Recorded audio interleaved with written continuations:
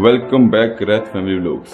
आपका स्वागत है हमारे ब्लॉगिंग चैनल में। आज है दिन रविवार, दिन 29 अगस्त। मेरा नाम है विनाश। प्लीज़ हमारे चैनल को सबसे पहले शेयर करें, साथ में एक नोटिफिकेशन बेल आइकन है उसको दबाएं, और ताकि हमारी जब भी कोई वीडियो डले, वैसे तो आजकल मैं वीडियो कम डाल रहा हूँ, हफ्ते में 1 या 2 वीडियो डाल रहा हूँ, तो जब भी डले तो आपको उस वीडियो का नोटिफिकेशन आपको सबसे पहले मिल जाए ताकि आप देख सकें।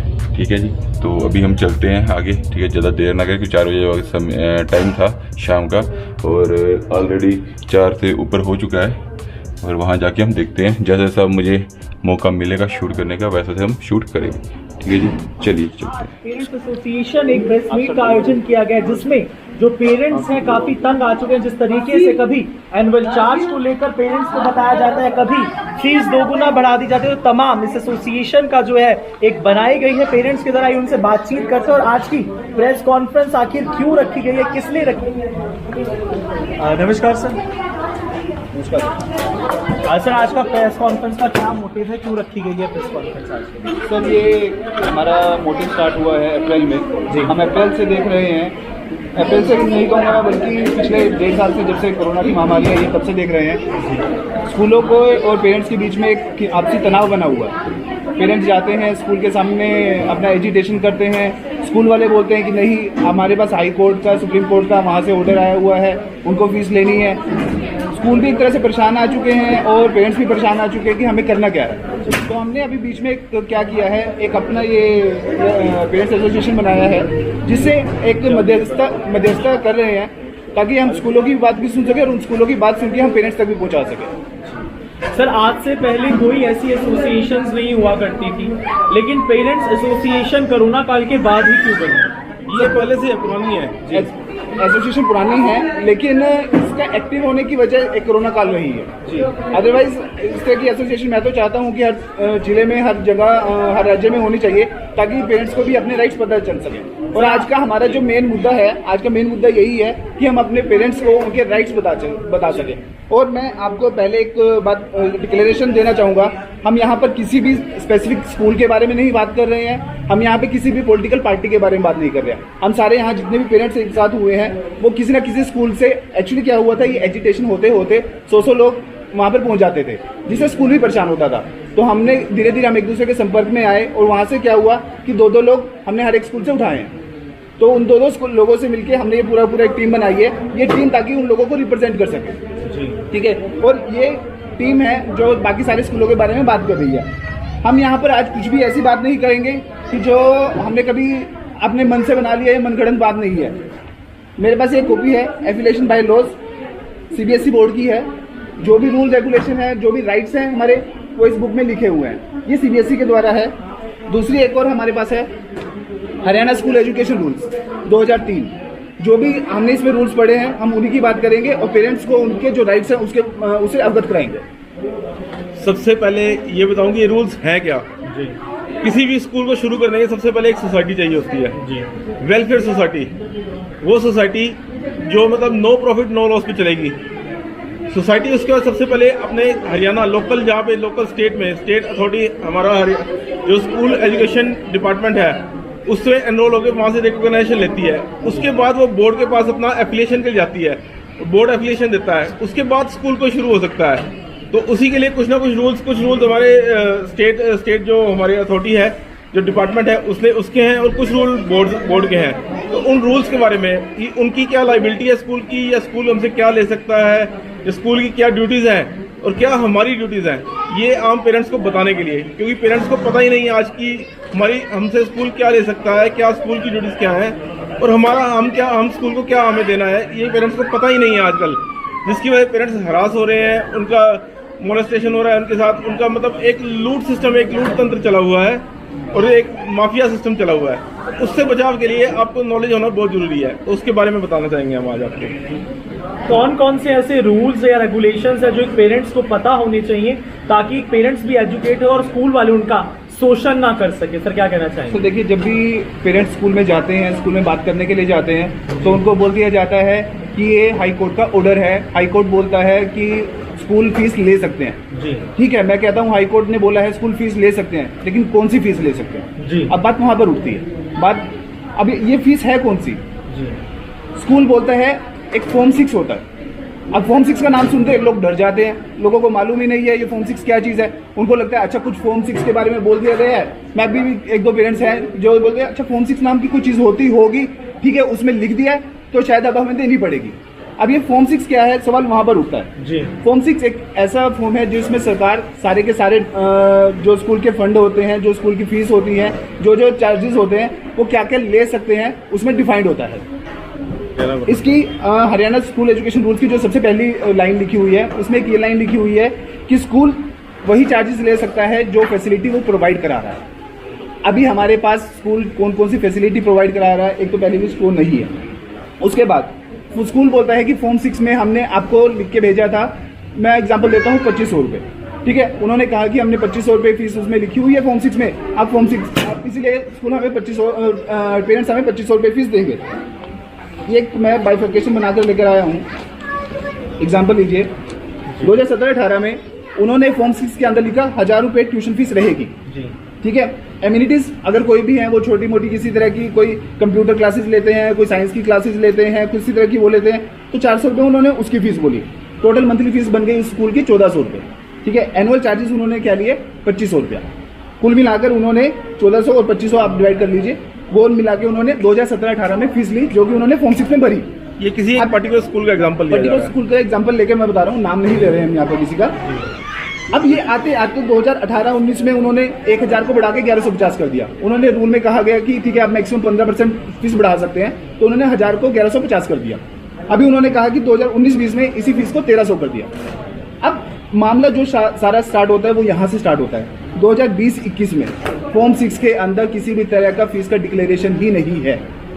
उसमें कहा है फीस का आप डिक्लेयर कर दीजिए कितना है, उसमें बाइफर्केशन कहीं दिया ही नहीं। बाइफर्केशन फॉर्म 6 में नहीं है, जिसका ये फायदा उठा रहे हैं। स्कूल्स ने क्या किया, स्कूल्स ने करा जो ट्यूशन फीस थी, जो स्पोर्ट्स की फीस थी, जो एक्टिविटीज की फीस थी, जो सारी टोटल फीस थी, वो 2500 रुपये कर दिया और वो 2500 फॉर्म 6 में भर दिया। अब स्कूल बोलता है कि हमने फॉर्म 6 में 2500 भर दिया है, अब हम लायबल हैं आपसे 2500 रुपये लेने के लिए।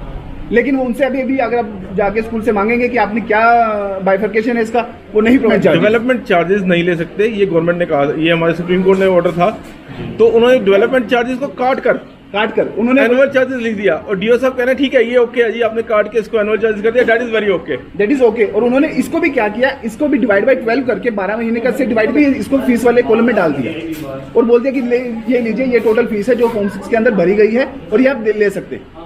क्या है कि जो भी लूप होल्स हैं अब धीरे धीरे स्कूल उसको फिलअप करता जा रहा है कि वो पेरेंट्स को ज़्यादा से ज़्यादा हरास कर सके और उनसे एक प्रॉपर मैक्सिमम फीस ले सके। तो अभी जो आज की प्रेस कॉन्फ्रेंस है उसका मेन यही है कि जो पेरेंट्स डर के हमारे आगे नहीं आते, हम उनको अवेयर करें कि स्कूल हमारे लिए है और अगर हम लोग साथ मिल के चलेंगे तभी कुछ बात बन सकती है और तभी हम एजुटेशन कर सकते हैं आगे।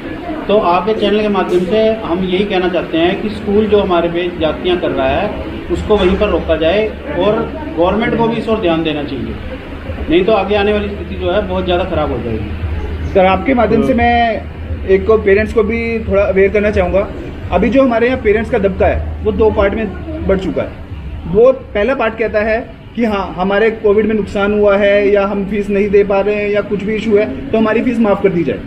दूसरा दबका क्या बोलता है, मैंने जैसे एग्जांपल दिया आपको 2500 रुपये स्कूल की फीस है, उस फीस में क्या होगा 1500 रुपये ट्यूशन फीस, 1000 रुपये दूसरा फीस। वो कहते हैं ठीक है अगर हम आप लोगों के साथ आ भी जाते हैं, आप लोगों के साथ प्रोटेस्ट कर भी लेते हैं तो क्या होगा, 1000 रुपये बच जाएंगे। 1000 रुपये होता क्या है, शाम को मेरा बच्चा पिज़्ज़ा खा लेगा, 1000 रुपया वहाँ चला जाएगा, मेरे लिए कोई खास बड़ी बात नहीं है।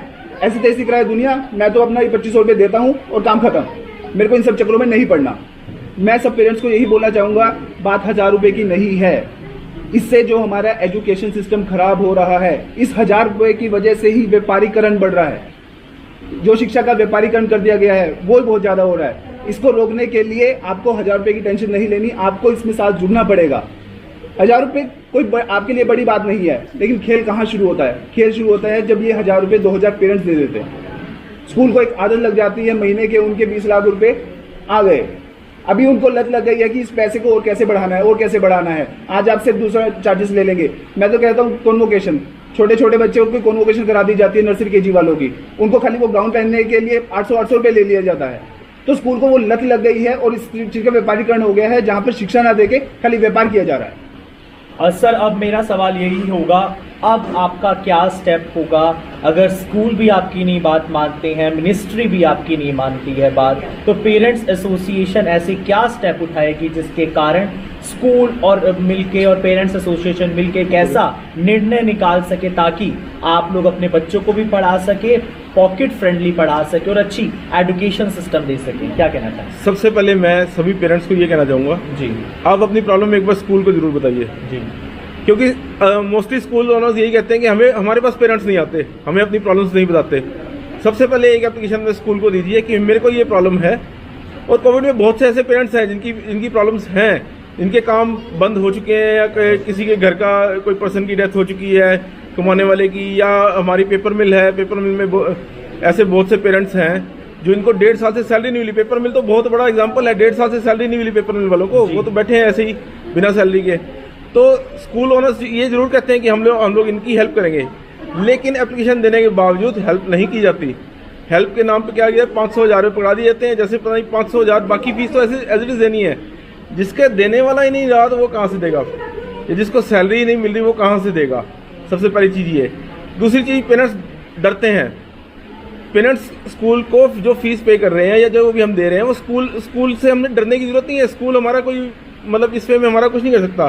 तो उसके लिए जो हमारे लॉज हमारा क्या कहते हैं वो सब चीज़ें बताने के लिए आज हमने ये कॉन्फ्रेंस रखी है। किसी स्कूल की वो बुराई नहीं है इसमें, ये सिर्फ पेरेंट्स को ये अवेयर करने के लिए कि हमारे लॉज हमारे लिए क्या कहते हैं। वो पॉइंट टू पॉइंट आपको आज मोहित सुमित जी बताएंगे कि एज पर हमारे CBSE बाइलॉज है जिससे हमने एफिलिएशन लिया हुआ है वो क्या कहता है, और हरियाणा बोर्ड एजुकेशन डिपार्टमेंट जिससे हमने रिकॉग्निशन ले रखा है। रिकॉग्निशन मतलब जो हमें परमिशन दे रहा है स्कूल रन करने की हरियाणा स्टेट में, वो क्या कहता है, उसके हिसाब से स्कूल की क्या लाइबिलिटीज है। तीसरी चीज़, सुप्रीम कोर्ट के ऑर्डर्स की जिसकी दुहाई ये हमारे स्कूल्स देते हैं कि सुप्रीम कोर्ट ने हमें परमिशन दे दी है, आप फीस ले सकते हैं। ये जरूर कहते हैं स्कूल ओनर्स, लेकिन ये नहीं बताते सुप्रीम कोर्ट ने किस चीज़ फीस, कौन सी फीस लेने के बारे में कहा है। सुप्रीम कोर्ट ने क्लियर कहा है जो फैसिलिटी आप प्रोवाइड कर रहे हैं सिर्फ वही फीस ले सकते हैं। ये नहीं कि आप स्पोर्ट्स फंड्स के नाम पे ले लो, आप स्मार्ट क्लासेस के नाम पे चार्जेस ले लो, या आप कोई और इस तरह के चार्जेस ले लो जो आप प्रोवाइड ही नहीं कर रहे जिस फैसिलिटी को। उसके अलावा बहुत से बच्चों को स्कूल के ग्रुप से निकाल दिया जाता है, स्कूल में उनको पेपर देने से रोका जाता है, या स्कूल में उनके TC रोके जाते हैं। इस पर ही सुप्रीम कोर्ट की गाइडलाइन है, किसी बच्चे को स्कूल से निकाला नहीं जा सकता फीस के मैटर की वजह से। आपको उस बच्चे उस पेरेंट्स को प्रॉपर कंसेशन देना पड़ेगा, या जो भी उसको कंसीडर करना पड़ेगा उसकी प्रॉब्लम, और किसी बच्चे को इस तरह स्कूल ग्रुप से नहीं निकाल सकते। तो इन बाइलॉज के हिसाब से सबसे पहले CBSE बाइलॉज पे बात करेंगे, तो उसके लिए अब सुमित जी आपसे इस बारे में बताएंगे। स्कूल बोलते हैं कि आप FFRC पे चले गए, आप DO साहब पे चले गए, अभी अगर आपके पेट में दर्द है तो अब माँ को बताइए, माँ ही सोल्यूशन करेगी, कोई और नहीं करेगा। स्कूल वालों को मैं बताना चाहूँगा, हम स्कूल के पास ही गए थे, हम में से किसी भी पेरेंट्स को DO का ऑफिस पता ही नहीं था। स्कूल वालों ने हमें रास्ता दिया, स्कूल वालों ने हमारे लिए गेट नहीं खोले, स्कूल वाले बात करने के लिए सामने नहीं आए, उन्होंने गेट नहीं खोले, तभी हम DO के पास गए। DO साहब से हमें कोई रास्ता नहीं मिला तो हम FFRC पे गए। अभी जब FFRC से स्कूल के पास नोटिस आया है तब जाकर वो हमसे बात करने के लिए तैयार हो रहे हैं। इसमें सभी स्कूल्स ही हैं। इसमें आप बायलॉज की अगर बात करें तो बायलॉज में एक बहुत ही अच्छा एग्जांपल मैं देता हूँ। एक स्कूल से हम बात करने के लिए गए कि हाँ ठीक है, फीस का मुद्दा है, कुछ पेरेंट्स आपके साथ बात करना चाहते हैं। तो उस स्कूल की मैनेजिंग कमेटी में हम कम से कम 100 पेरेंट्स बाहर खड़े होंगे स्कूल के जो एजिटेशन कर रहे थे, और मैनेजिंग कमेटी में हमारे सामने 6 लोग बैठे थे। अभी जो बायलॉज बोलता है, स्कूल की कमेटी के अंदर प्रिंसिपल हो सकते हैं, वाइस प्रिंसिपल हो सकते हैं, उस स्कूल के जो ट्रस्टी हैं वो हो सकते हैं, लेकिन इन सब के साथ साथ बहुत इंपॉर्टेंट पॉइंट है, वो जरूर आप सब नोट कर लीजिएगा, इन सब के साथ साथ 2 पेरेंट्स उस मैनेजिंग कमेटी में होने चाहिए। ये 2 पेरेंट्स, ये बुक्स में साफ साफ लिखा हुआ है। ये 2 पेरेंट्स कौन होंगे? ये 2 पेरेंट्स होंगे जो पेरेंट एसोसिएशन द्वारा नॉमिनेटेड होंगे। ये जब नॉमिनेटेड लोग वहाँ मैनेजिंग कमेटी में बैठते हैं तो मेरा तो कहना ये है कि मुझे प्रिंसिपल से या किसी और से बात ही नहीं करनी।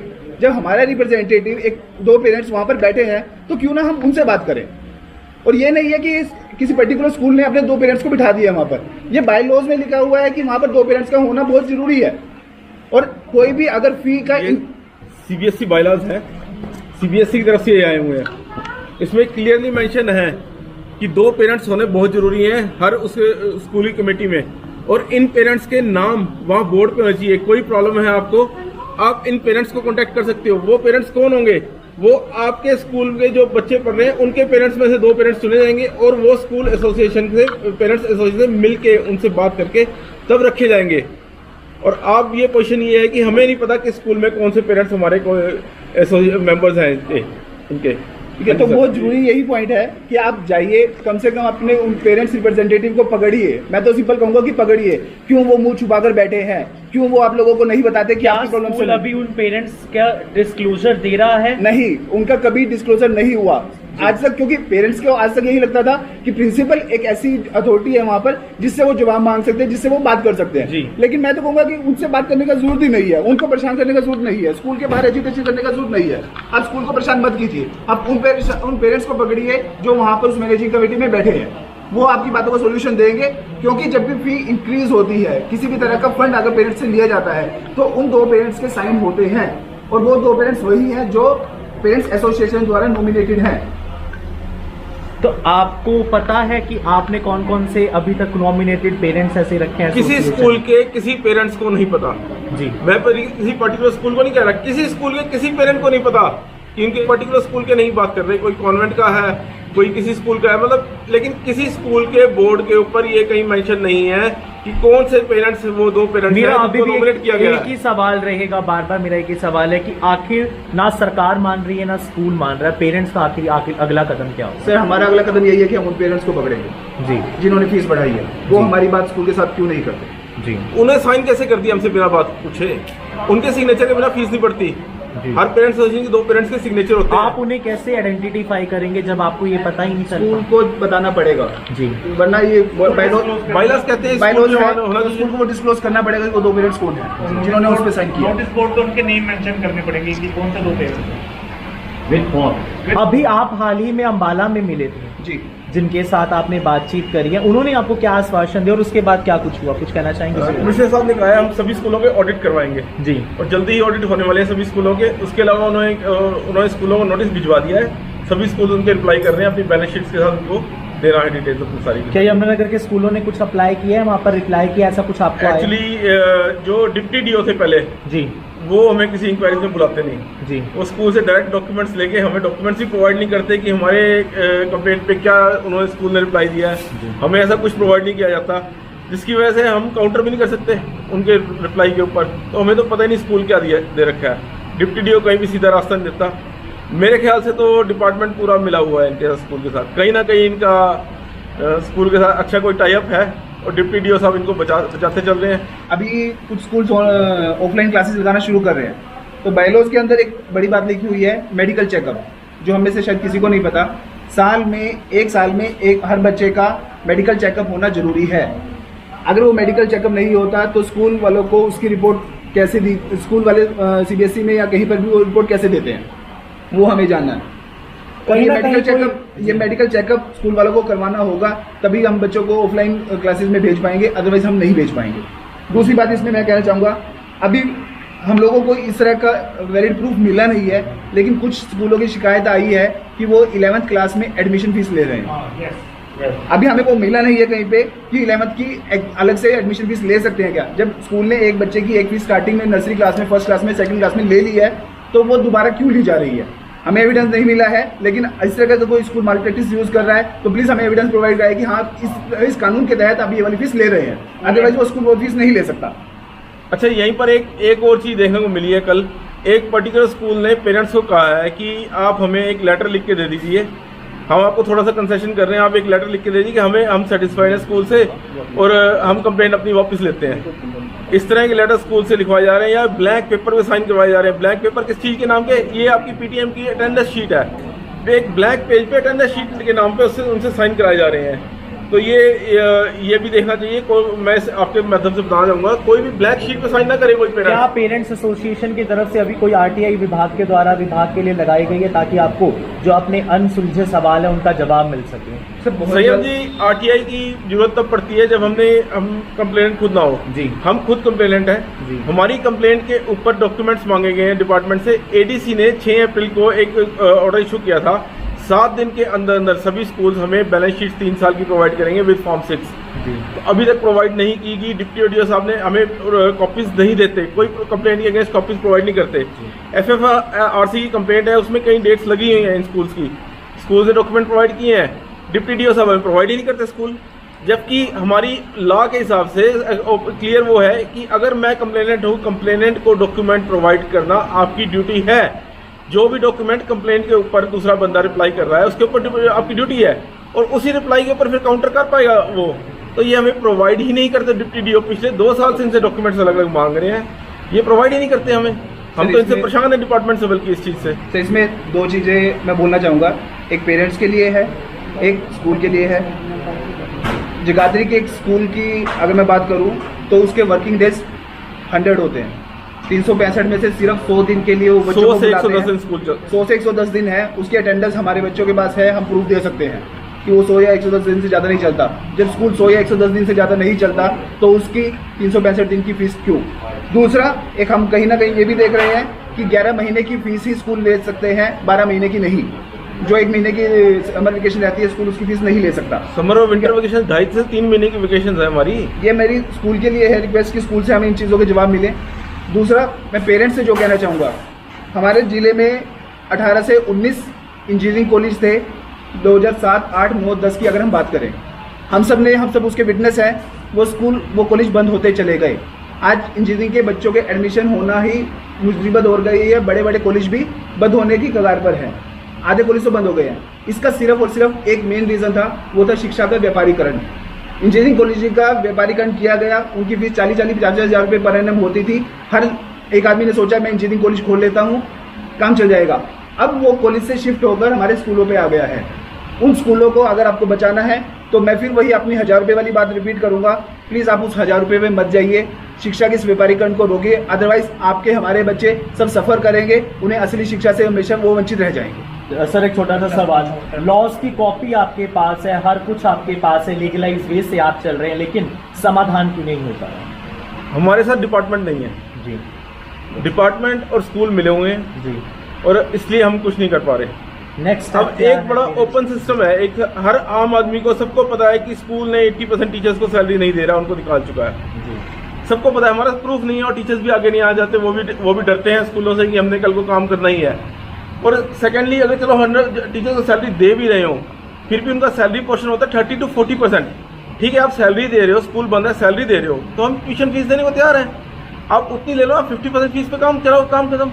उसके लिए कोई पेरेंट पीछे नहीं हट रहा। सैलरी देनी आती, हम कह रहे हैं दो सैलरी, कोई दिक्कत नहीं है, लेकिन उतना ही दो ना। हम उस चीज़ के क्यों दे चार्जेस, जो चीज़ हम प्रोवाइड, जो फैसिलिटी हम ले नहीं है जिस फैसिलिटी को। यमुनानगर के सभी पेरेंट्स फीस देने को तैयार हैं, फीस देने के लिए ही स्कूल जाते हैं, लेकिन वो फीस जिसके वो हकदार हैं, जो वो फीस उनको देनी है। मैनुपुलेटेड फीस, जो मैंने आपको एग्जांपल दिया, मैनुपुलेटेड फीस नहीं दी जाएगी। अगर उनको लेनी है तो अपनी जो फीस स्लिप होती है उसमें इस वर्ड का नाम मैनुपुलेटेड कर दिया जाए। सिर्फ एक एग्जांपल देता हूँ, अगर आप होटल में जाते हैं तो पूरे मेनू के पैसे नहीं देते, आप उतने के पैसे देते हैं जितना आप सामान वहाँ पर खाते हैं। अगर आप दाल खाते हैं, रोटी खाते हैं, तो दाल रोटी के पैसे देकर आते हैं, पनीर के पैसे नहीं देकर आते। स्कूल हमसे कह रहा है कि आप पूरे मेनू का पैसा दे दीजिए। सर, एक न्यू एडमिशन होता है स्कूल में, प्लेइंग ग्रुप में, उससे 40,000 रुपये न्यू एडमिशन का चार्जेस ले लेते हैं। अब वो बच्चा कोरोना काल में स्कूल नहीं गया, 30,000 रुपये से लास्ट ईयर और 30,000 रुपये इस साल, 1 लाख रुपये वो बच्चा जो न्यू एडमिशन हुआ है, जिसने स्कूल नहीं देखा, वो 1 लाख रुपये पे कर चुका है। लेडीज़ की प्रॉब्लम है। मैं स्कूल गए थे हम, तो हमें स्कूल वालों ने फ़ीस के लिए फ़ोन किया, भी फ़ीस दो, सबमिट करो, नहीं तो हम आपके बच्चों के एग्ज़ाम नहीं देंगे। हम डिप्टी डीओजी के पास गए, आगे से उन्होंने रिप्लाई दे रहे हैं भी अभी कुछ नहीं हो सकता, आपको फ़ीस देनी पड़ेगी, ये तो उनका है, हक है, ये आप नहीं रोक सकते। ये डिप्टी डीओ ने हमें रिप्लाई दिया, हमारे पास रिकॉर्डिंग भी है इस चीज़ की। बट हम ये फीस के रिगार्डिंग, फिर हम स्कूल गए, उन्होंने कहा भी फीस देनी पड़ेगी। हमारे बच्चों के एग्ज़ाम रोक लिए इन्होंने, हमें ये प्रेशराइज किया, हरास किया जा रहा है भी आप अपने बच्चों की फ़ीस जमा कराओ, नहीं तो आपके बच्चों की फ़ीस एग्ज़ाम नहीं होंगे। मिड टर्म के एग्जाम्स हैं, अब सितंबर में मिड टर्म के एग्जाम्स हैं, वो भी रोक लिए जाएंगे। हम फीस देने के लिए तैयार हैं, बट ट्यूशन फीस ली जाए। हमने ये भी बोला कि ट्यूशन फीस ली जाए, हम अदर चार्जेस देने के लिए नहीं बोले। आपसे बात हुई थी टीचर की, टीचर उन्होंने ये भी कहा था कि टीचर को उतना मेहनताना दिया जा रहा है। हाँ जी, ये भी बात हुई थी। मैंने ये बोला भी मैम आपको भी फीस पे, आप कहते मैम कहते हम 2:30 बजे तक यहाँ पढ़ाते हैं, तो मैंने ये बात बोली आप 2:30 बजे तक पढ़ा के भी आपको पूरी पे नहीं मिल रही, और हमें कह रहे हो आप 2 घंटे ऑनलाइन क्लासेस लगा के हमारे से पूरी फीस क्यों ली जा रही है। हमें भी फिर 2 घंटे के हिसाब से ही हम चार्जेस पे करेंगे। फिर हम 8 घंटे पहले बच्चे स्कूल जाते थे, अब 8 घंटे की बजाय 2 घंटे की ऑनलाइन क्लासेस हो रही है, तो हम उस चीज़ के इनको 2500 रुपये फीस किस बात की दें। इस बात में मैं भी एक बात बोलना चाहूँगी। रिसेंटली मेरी क्लास टीचर से बात हुई थी मेरी डॉटर की फ़ीस के रिगार्डिंग ही, तो मैंने उनसे पूछा कि मैम आपको फुल सैलरी मिल रही है, तो शी टोल्ड मी कि नहीं मैम, हम अगर स्कूल जा रहे हैं तो हमें 60% मिलता है, और अगर हम घर से पढ़ा रहे हैं तो हमें 40% मिलता है। मुझे एक बात का जवाब दिया जाए, आपको 60-40 मिल रहा है, फिर हमसे चार्जेस, एक तो चार्जेस ले रहे हो, ऊपर से वो भी बढ़ा करके, किस लिए? उल्टा आप लोगों को हमें देने चाहिए कि हम लोग बच्चों को फ़ोन लेकर के दे रहे हैं, डाटा पैक डलवा रहे हैं, परेशान तो हम लोग हो रहे हैं ना, आप लोग तो अपनी सीट्स पर बैठे हुए हैं। ये चीज़ें क्यों नहीं रोकी जा रही हैं? आप लोगों को क्या समझ नहीं आ रहा कि आप लोग पेरेंट्स नहीं हैं, या आप पेरेंट्स की उस सिचुएशन से निकले नहीं हैं क्या? इस चीज़ का मैं भी जवाब जानना चाहूँगी। Thank you. जब हम स्कूल के पास जाते हैं तो स्कूल हमें बोलता है कि उनका काफ़ी नुकसान हुआ। नुकसान कैसे हुआ? उनके कंप्यूटर में जो बैटरीज डलती थी वो बैटरीज डाउन हो चुकी हैं, उनको वो दोबारा डलवानी है। उनके फायर एक्सटिंग्विशर है जो फायर सेफ्टी के लिए वहाँ पर रखे जाते हैं वो ख़राब हो गए हैं। सारी बसेस जो इतने टाइम से बंद पड़ी है वो ख़राब हो गई हैं, उनकी मेंटेनेंस करानी है। हम सब समझते हैं। एक बात का जवाब चाहिए, क्या हम स्कूल सिर्फ अपने बच्चों को बुक्स पढ़ने के लिए भेजते हैं? स्कूल बोलता है कि ऑनलाइन हमने पढ़ा दिया, हमारी जिम्मेवारी कंप्लीट हो गई। उनकी स्कूल में हम ऐसा कोई भी पेरेंट नहीं है जो अपने बच्चे को खुद से ना पढ़ा सके। सबको आता है अपने बच्चे को पढ़ाना। स्कूल एक सोसाइटी का हिस्सा है, वहाँ भेजा जाता है ताकि बच्चा बहुत सी चीज़ें सीख सके, वहाँ पे डिसिप्लिन सीख सके, वहाँ पे अपनी कल्चरल एक्टिविटी सीख सके, आपस में लोगों के साथ बर्ताव करना सीख सके, देख सके कि कैसे रहा जाता है। और सबसे बड़ी बात, 8 बजे से लेकर 2 बजे तक वो सीधा बैठना सीख सके। वो अगर स्कूल में बैठेगा वो सीधा बैठेगा। हमारे बच्चे अभी क्या कर रहे हैं, वो आते हैं, ऑनलाइन क्लास लग रही है, वो बेड पर लेटकर बैठते हैं। मैं कहता हूँ मेरा सबसे बड़ा नुकसान ये हुआ कि मेरे बच्चे की कमर खराब हो गई। उसको वो डिसिप्लिन जो उसे इस लेवल पे सीखना चाहिए था, वो डिसिप्लिन खत्म हो गया। आपका नुकसान फिर भी कहीं ना कहीं से पूरा हो जाएगा, लेकिन जो हमारा एज ए पेरेंट जो हमारे बच्चों का ये नुकसान हो रहा है, तो जो सोसाइटी के लिए उनको जो ये चीज़ें सीखनी थी और वो अपनी अगली स्टेज में चीज़ें नहीं सीख पाए, हमें तो बहुत डर है कि हमारे नुकसान की भरपाई शायद कभी ना हो पाए। मोबाइल के हैबिचुअल हो गए, आइज प्रॉब्लम आ रही है, हेडेक हो रहा है, उनको बैक प्रॉब्लम हो रही है। ऑनलाइन क्लासेस के अंदर एक और ऐड करना चाहूँगा, जिसमें जो बच्चे हैं गलत साइट्स भी देखना सीख गए, क्योंकि पेरेंटल गाइडेंस तो होती नहीं उसके अंदर। पेरेंट्स क्या करते हैं, बच्चे को फ़ोन दे के चले जाते हैं, और वो क्या कर रहा है क्या नहीं कर रहा। और मोस्टली बच्चे क्या करते हैं कि जो टीचर होता है उसको म्यूट पे लगा के और नीचे अपना गेम खेल रहे होते हैं। तो ऑनलाइन क्लासेस जो है ये नहीं चल पाएंगी, तो इसलिए ज़रा इस मैटर को प्रॉपर देखा जाए। और मैं तो आपके चैनल के माध्यम से ये भी कहना चाहूँगा कि अगर शिक्षा मंत्री जी हमारे को देख रहे हैं तो उनको भी इस मैटर को लुक आफ्टर करना चाहिए। ऑनलाइन स्टडीज़ के लिए मैं एक बात बोलना चाहूँगी, जैसे कि हम लोग ऑनलाइन स्टडीज़ करवा रहे हैं अपने बच्चों को। देखिए, फादर तो सारे अपने अपने काम पर चले जाते हैं, मदर्स आप ये लगा लीजिए 90% ऐसी होती हैं जो किचन में या घर में अपना काम करती हैं। कोई 8-10% ही मदर्स होती हैं जो अपने बच्चों के पास बैठती हैं, जिनमें से मैं एक हूँ। ऑनलाइन क्लासेस में क्या होता है कि सब फर्स्ट ऑफ ऑल टीचर आती है, ठीक है जी, आने के बाद म्यूट योर सेल्फ। अभी बच्चे छोटे हैं, उनको नहीं पता, सिखाना पड़ेगा। एक तो उनका वे ऑफ टॉकिंग थोड़ा सा अलग होता है। सेकेंडली 15 से 20 मिनट अटेंडेंस में निकल जाते हैं, 10 मिनट उनको चुप कराने में निकल जाते हैं। 10 मिनट में वो क्या पढ़ाते हैं, और उसमें भी क्या है कि चैप्टर उन्होंने इंग्लिश में समझाया, उसको हिंदी में ट्रांसलेट नहीं करते। हर बच्चा इतना एजुकेटेड नहीं है, हर पेरेंट्स इतने एजुकेटेड नहीं है जो इंग्लिश को हिंदी में ट्रांसलेट करके बताएं। ये स्कूल का फर्ज है। हम स्कूल में अपना बच्चा क्यों भेज रहे हैं कि उसको दोनों चीज़ें समझ में आए। अगर आप उसको इंग्लिश में समझा रहे हैं तो उसको हिंदी में ट्रांसलेट करें ताकि उसको मतलब समझ में आए। अगर हिंदी में करा रहे हैं तो उसको इंग्लिश में ट्रांसलेट करें ताकि उसको तब भी मतलब समझ में आए। मैं इस चीज़ में भी बोलना चाहूँगी। और कुछ टीचर्स ऐसी हैं, ऑनलाइन आती ज़रूर है बट उनका खुद का कैमरा ऑफ होता है। तो ये बहुत ही बड़ी मतलब कि छोटी छोटी प्रॉब्लम्स है जो कि हम लोग को इरिटेट करती हैं। क्या इसको लेकर आपने स्कूल प्रिंसिपल, स्कूल अथॉरिटी से बात करी? जो बात करते हैं, लेकिन आगे स्कूल अथॉरिटी से बात नहीं की जाती है। उस टीचर को बोला जाता है तो आगे से उनका बिहेवियर बहुत ही गंदा होता है जी। नेटवर्क इशू है। मुझे एक बात बताया जाए, जब हम लोग पे आप लोग प्रेशराइज कर सकते हैं, हम लोगों ने नए फोन ले लिए, हम लोगों ने सारे नेट्स के कनेक्शन ले लिए, तो आप लोगों के वहाँ नेटवर्क इशू किस तरह से हो गया? अगर आती है तो उनकी कोई बैठने की सेंस नहीं होती है, कोई बात करने की सेंस नहीं होती है, बाल खुले पड़े हैं, अजीब है, कोई अपना काम कर रही है, कोई कहाँ देख रही है, कोई तरीका नहीं है ये पढ़ाने का। हम भी पेरेंट्स हैं, मैं भी टीचर लाइन में रह चुकी हूँ। एक तरीका होता है पढ़ाने का बच्चों को, एक अच्छे से आप उसको स्टेप बाय स्टेप समझाइए। आप सिर्फ ये मत बोलिए ए फॉर एप्पल है तो बेटा एप्पल ही रहेगा, वो सेब कभी नहीं बन सकता। ये वे अच्छा नहीं है। थोड़ा सा प्लीज इस चीज को आप लोग इंक्रीज करिए। और मैं शिक्षा मंत्री से कहना चाहूंगी कि प्लीज आप हमारी प्रॉब्लम्स को समझिए। बीइंग अ पेरेंट्स, अगर आप अपनी पोस्ट पर भी हैं तो अपनी उस पोस्ट की मर्यादा बनाए रखिए। धन्यवाद सर। इसी माध्यम से वो सब तक पहुंची जाना। Parents association Yamunanagar Facebook page है, ये पीछे लिखे हैं स्पेलिंग हमारे। और सर अभी कुछ एक स्कूल की तरफ से आ रहा है कि बच्चों को कंपेल किया जा रहा है ऑफलाइन एग्जाम्स के लिए, तो आपके चैनल के माध्यम से फिर एक बार कहूंगा कि उनको कंपेल ना किया जाए। अगर कोई ऑनलाइन एग्जाम देना चाहते हैं तो वो फैसिलिटी भी स्कूल वहाँ पर रखें। Thank you so much. Thank you so much. धन्यवाद।